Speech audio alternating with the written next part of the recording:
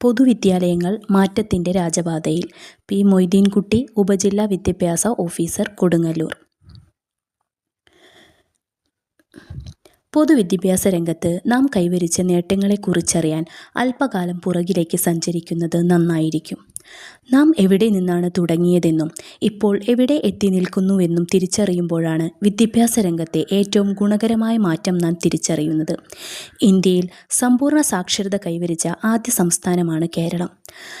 വിദ്യാഭ്യാസ ആരോഗ്യ മേഖലകളിൽ കേരളം ഇന്ന് മറ്റു സംസ്ഥാനങ്ങൾക്ക് മാതൃകയാണ്. കേവലം ഗുരുകുല സമ്പ്രദായത്തിൽ നിന്നും തുടങ്ങിയ നമ്മുടെ വിദ്യാഭ്യാസ സമ്പ്രദായം സാധാരണക്കാരിൽ നിന്നും എത്രയോ അകലെയായിരിക്കുന്നു.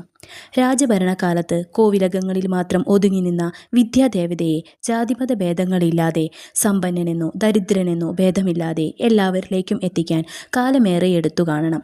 രാജഭരണം അപ്രത്യക്ഷിതമായി. പാശ്ചാത്യാധിനിവേശം ശക്തി പ്രാപിച്ചു.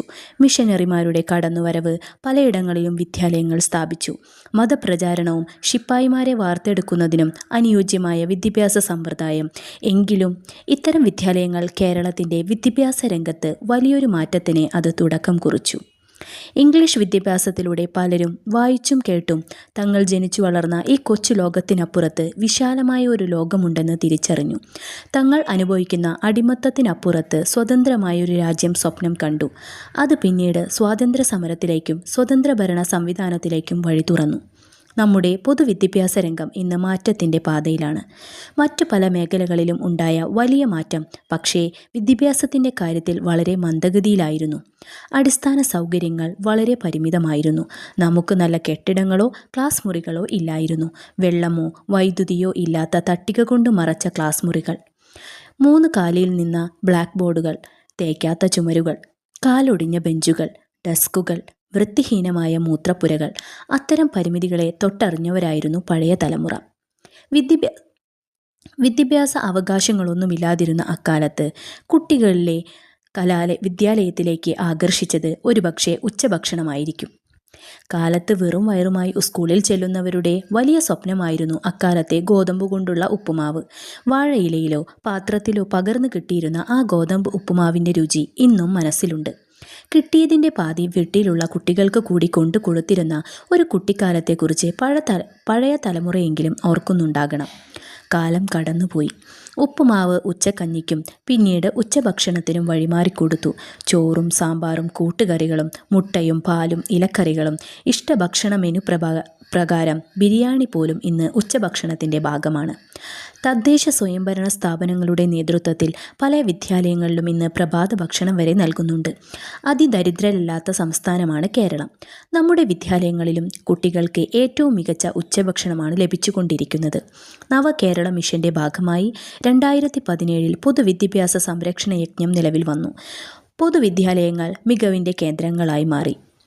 അടിസ്ഥാന സൗകര്യങ്ങൾ അന്താരാഷ്ട്ര നിലവാരത്തിലേക്ക് ഉയർത്തുക എന്ന ലക്ഷ്യത്തോടെ രൂപീകരിച്ച ഈ പദ്ധതിയിലൂടെ പഴയ സാമ്പ്രദായിക രീതികളിൽ ദീർഘകാലം ഒതുങ്ങി നിന്ന വിദ്യാഭ്യാസ മേഖലകളിൽ വിപ്ലവകരമായ മാറ്റം കുറിക്കാൻ കഴിഞ്ഞു എന്നത് ഏറെ അഭിമാനകരമായ നേട്ടമാണ്. ഭൗതിക സാഹചര്യങ്ങൾ അടിമുടി മാറി.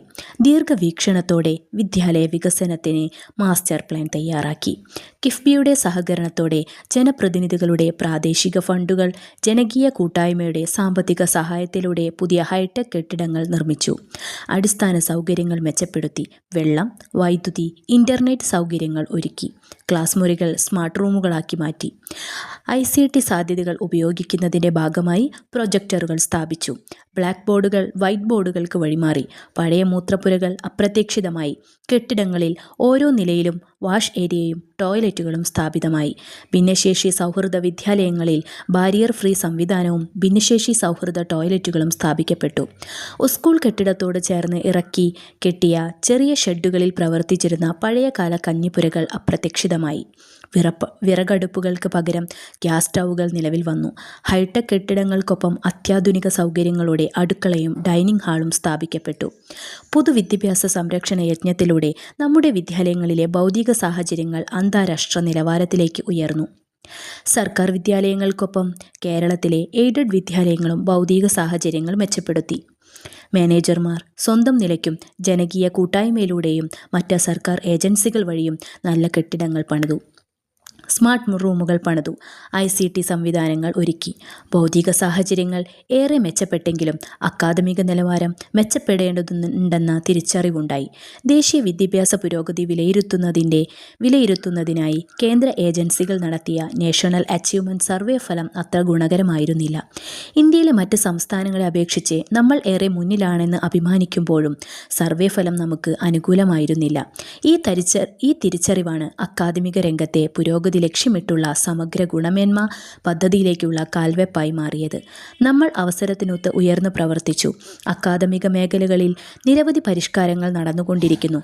സമഗ്ര ശിക്ഷ കേരളം, വിദ്യാകിരണം പദ്ധതികൾ വഴി ഭൗതിക സാഹചര്യങ്ങൾ വർദ്ധിപ്പിക്കുന്നതിനും അക്കാദമിക ഗുണനിലവാരം മെച്ചപ്പെടുത്തുന്നതിനും വിവിധ പ്രവർത്തന പദ്ധതികൾ നടപ്പിലാക്കി വരുന്നു. കഴിഞ്ഞ വാർഷിക പരീക്ഷകളിൽ 30% മാർക്കിൽ കുറവ് ലഭിച്ച കുട്ടികൾക്കായി പ്രത്യേക പരിശീലനം നൽകി. കുട്ടികൾക്ക് നഷ്ടപ്പെട്ട ശേഷികൾ തിരിച്ചറിഞ്ഞ് പിടിക്കുന്നതിനു വേണ്ടി പ്രത്യേക പരീക്ഷ നടത്തി. കഴിഞ്ഞ ദേശീയ വിദ്യാഭ്യാസ സർവേയിൽ നമ്മുടെ സംസ്ഥാനത്ത് മികച്ച വിജയം കൈവരിക്കാനായതും വിദ്യാർത്ഥികൾക്ക് നൽകിയ നിരന്തര പരിശീലനത്തിലൂടെയാണ്. വിവിധ പഠന മികവുകൾ കണ്ടെത്താനും പരിഹരിക്കാനും നമുക്ക് കഴിഞ്ഞു.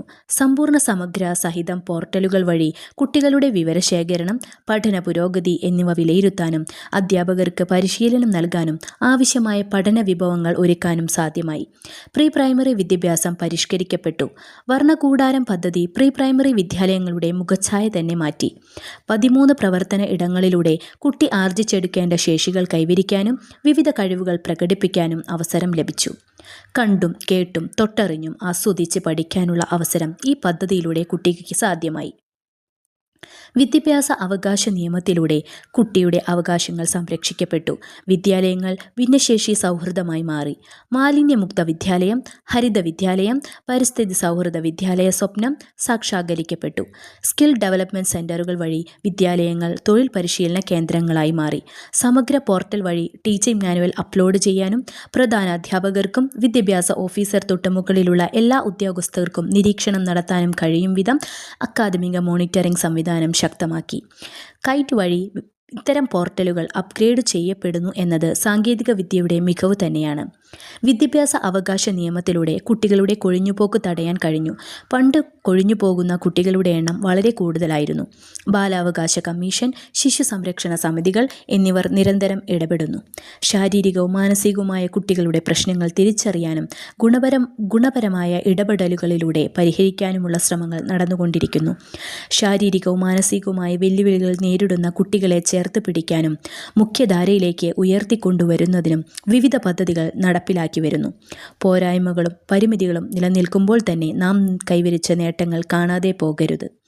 മാനവിക മൂല്യങ്ങൾ ചേർത്ത് പിടിക്കുന്ന നമ്മുടെ ഭാഷയെയും സംസ്കാരത്തെയും മുറുകെ പിടിക്കുക. പുതിയ തൊഴിൽ മേഖലകളിൽ മത്സര പരീക്ഷകളെ അതിജീവിക്കേണ്ട ഒരു നല്ല തലമുറയെ വാർത്തെടുക്കാനുള്ള വലിയൊരു ഉത്തരവാദിത്തം ഏറ്റെടുത്തുകൊണ്ട് മാറ്റത്തിൻ്റെ രാജപാതയിലൂടെ നമുക്കിനിയും ഏറെ ദൂരം യാത്ര ചെയ്യേണ്ടതുണ്ട്. നമുക്കതിന് കഴിയട്ടെ എന്ന് ആശംസിച്ചുകൊണ്ട് സ്നേഹത്തോടെ